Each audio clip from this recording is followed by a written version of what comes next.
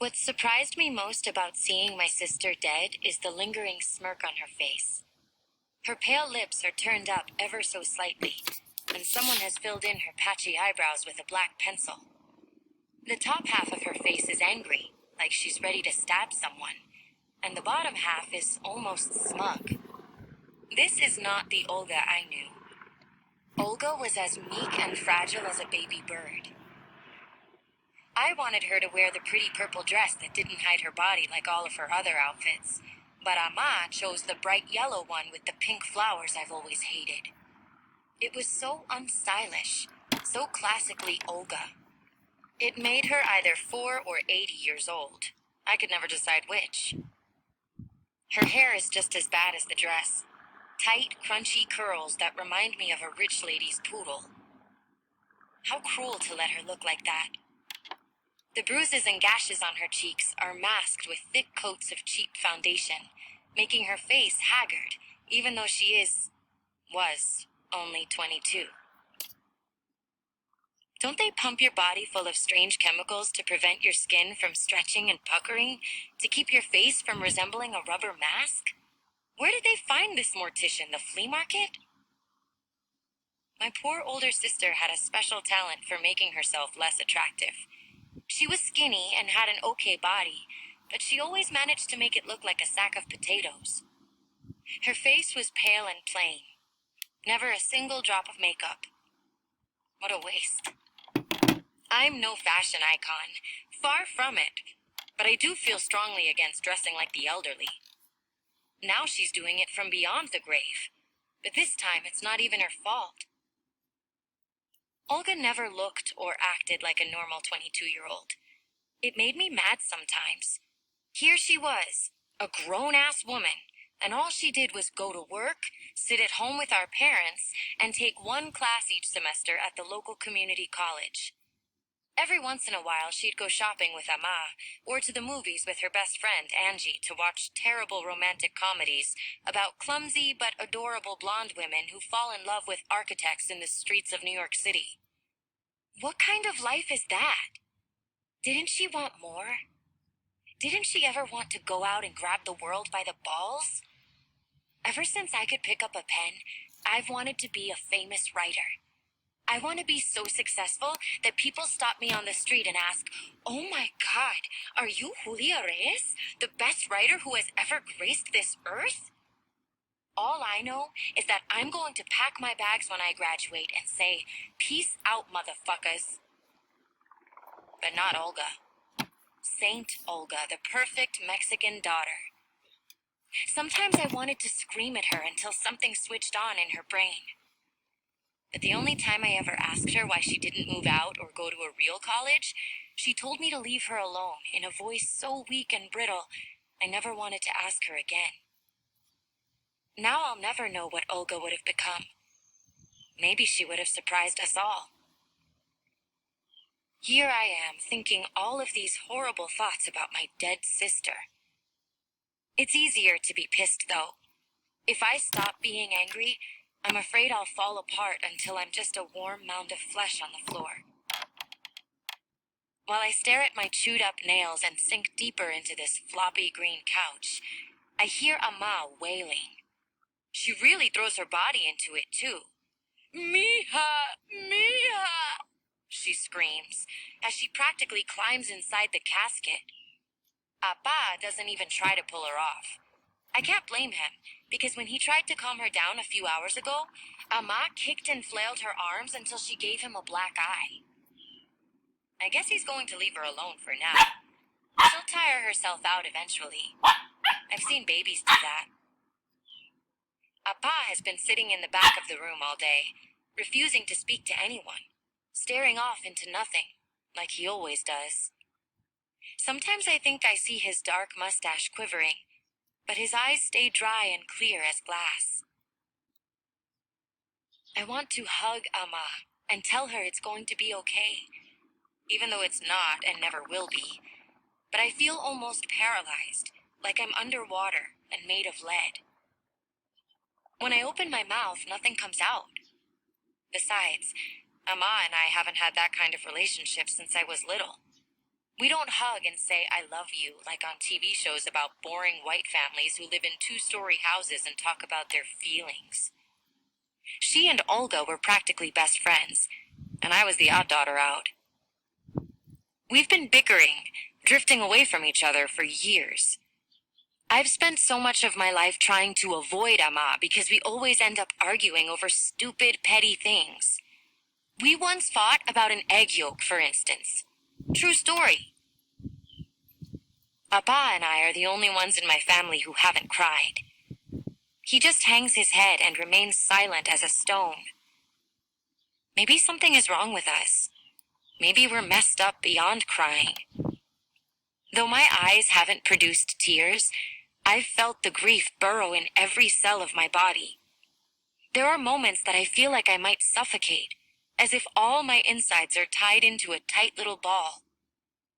I haven't taken a crap in almost 4 days, but I'm not about to tell Ama in the state she's in. I'll just let it build until I explode like a piñata. Ama has always been prettier than Olga. Even now, with her swollen eyes and splotchy skin, which is not the way it's supposed to be. Her name is more graceful too. Amparo Montenegro Reyes. Mothers are not supposed to be more beautiful than their daughters, and daughters are not supposed to die before their mothers. But Ama is more attractive than most people. She hardly has any wrinkles, and has these big round eyes that always look sad and wounded. Her long hair is thick and dark, and her body is still slim, unlike the other moms in the neighborhood who are shaped like upside-down pears. Every time I walk down the street with Ama, guys whistle and honk, which makes me wish I carried a slingshot. Ama is rubbing Olga's face and crying softly now. This won't last, though.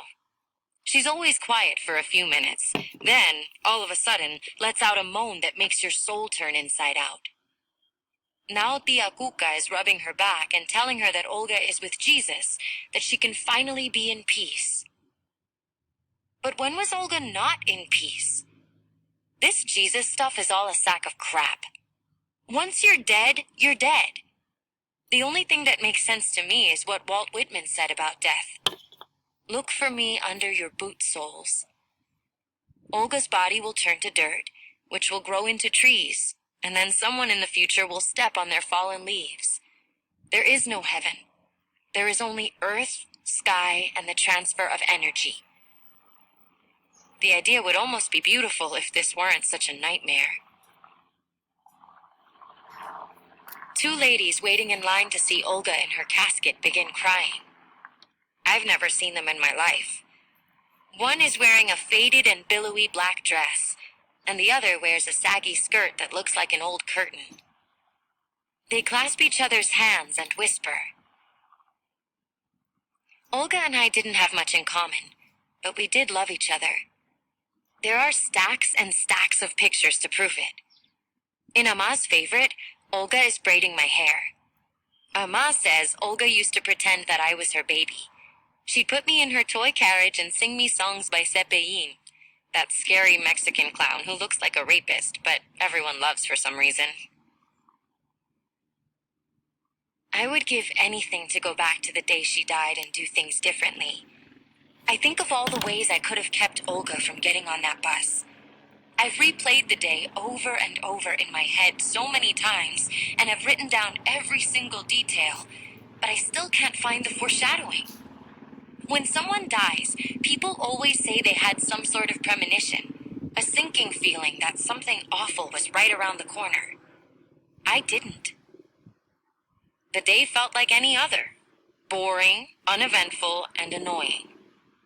We had swimming for gym class that afternoon. I've always hated being in that disgusting petri dish. The idea of being dunked in everyone's pee, and God knows what else, is enough to give me a panic attack, and the chlorine makes my skin itch and eyes sting. I always try to get out of it with elaborate and not so elaborate lies. That time, I told the thin-lipped Mrs. Kowalski that I was on my period again, the 8th day in a row, and she said she didn't believe me, that it was impossible for my period to be so long. Of course, I was lying, But who was she to question my menstrual cycle?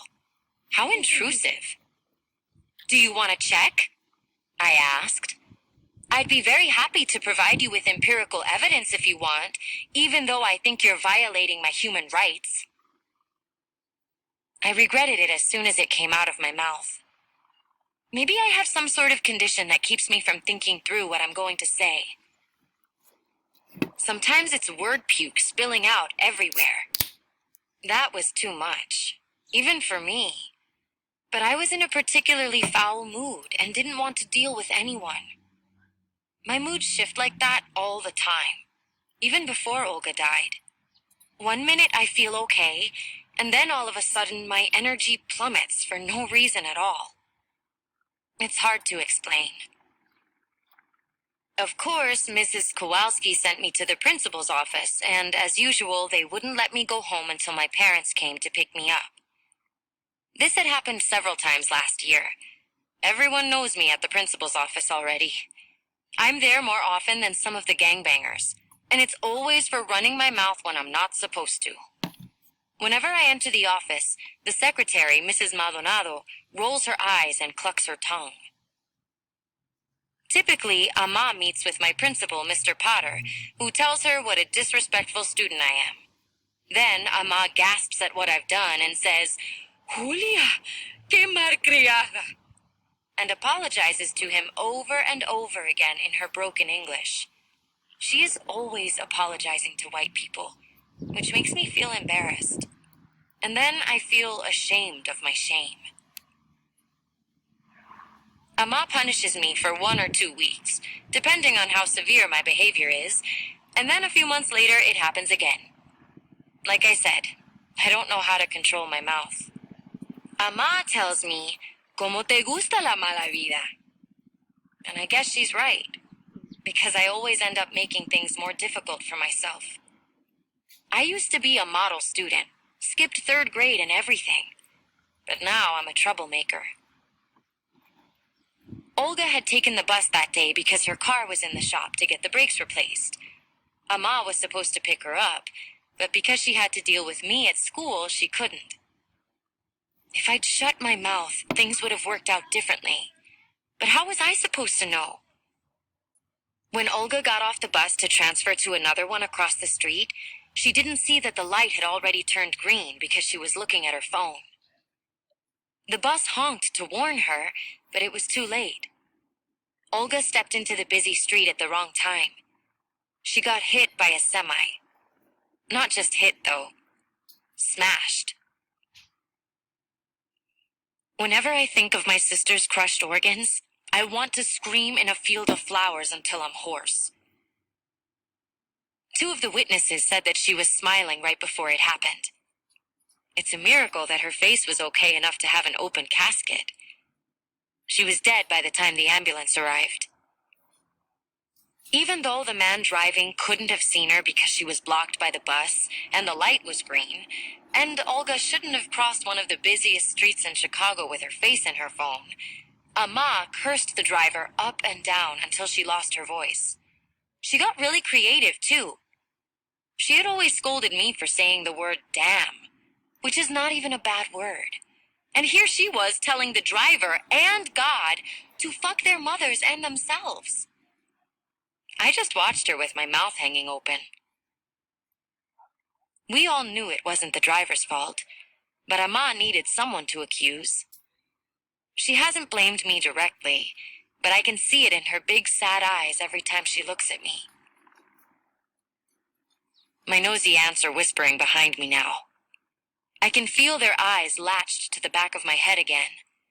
I know they're saying that this is my fault.